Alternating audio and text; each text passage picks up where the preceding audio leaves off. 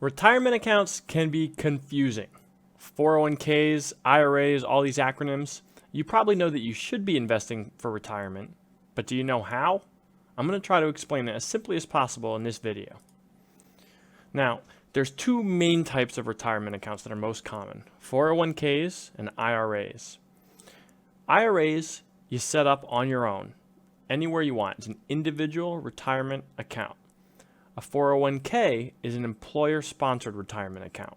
That means you're stuck with whatever provider your employer wants, and any contributions to this account come directly out of your paycheck. Now, before I go into how these retirement accounts work, I'm going to give you a brief refresher on how investing works in general. Why?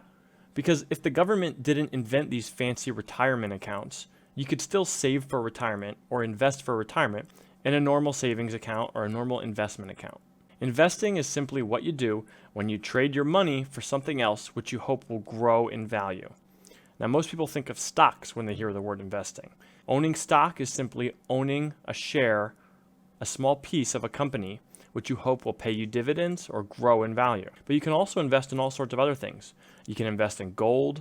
You can invest in lending other people money and they pay you back with interest, which is called a bond. You can invest in certificates of deposit.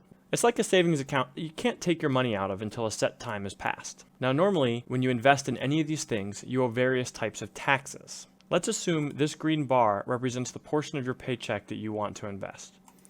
You're hit with income tax on that as soon as you earn your paycheck. Now, this represents your investments and their growth over time. As they grow, they might produce interest or dividends, and that's taxed. And then finally, once you take your money out of investment later in life or in retirement, you're not taxed again on the money you already contributed, but you are taxed on the increase in value, the capital gain.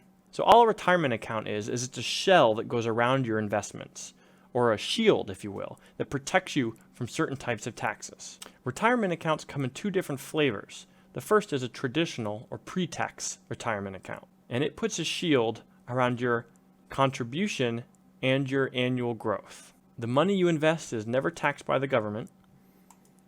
The interest and dividends you earn over time are never taxed by the government. But when you take that money out, then it's taxed as income. So as you can see, you avoid two of the three types of taxes.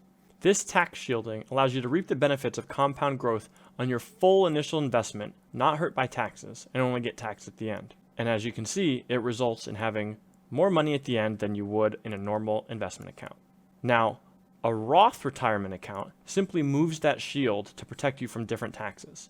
In this case, you're still taxed on your income, so you're investing with post-tax money. You're not taxed on your annual gains, and at the very end, you're not taxed on any of the money you take out in retirement.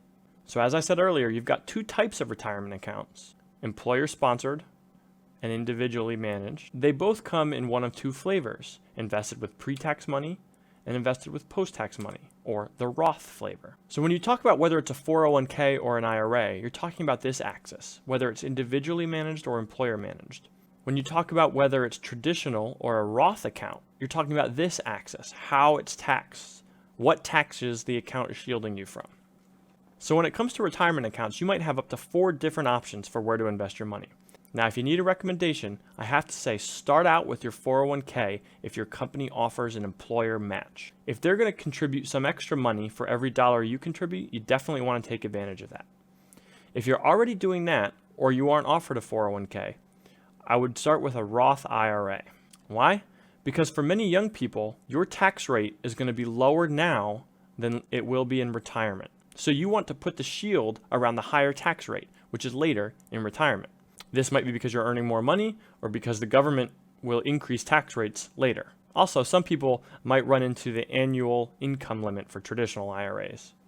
As I said, a Roth IRA is individually managed, so you can open one practically anywhere. I recommend against opening one with your bank. Your bank won't have as many options for what you can invest in within that account.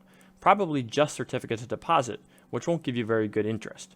I recommend going to one of the online investment accounts like Fidelity, Schwab, or Vanguard and opening a Roth IRA there. That will give you a huge amount of options to invest in. I can't go into all that now, but if you need one piece of advice, I recommend you pick a target date retirement fund matched up with when you think you might retire. For example, target date 2055 if you think you might retire around the year of 2055.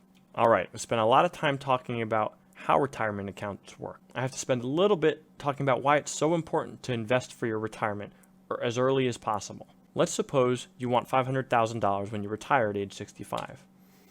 If you contribute just $250 a month starting at age 25, and it grows at 6%, which is a good estimation for a retirement account invested in stocks, you'll get $500,000 by the time you retire.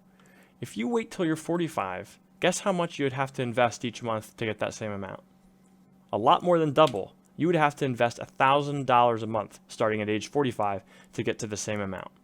So I know you want to have fun while you're young, but it only takes a little bit of savings now to add up to a lot later, thanks to the power of compound growth.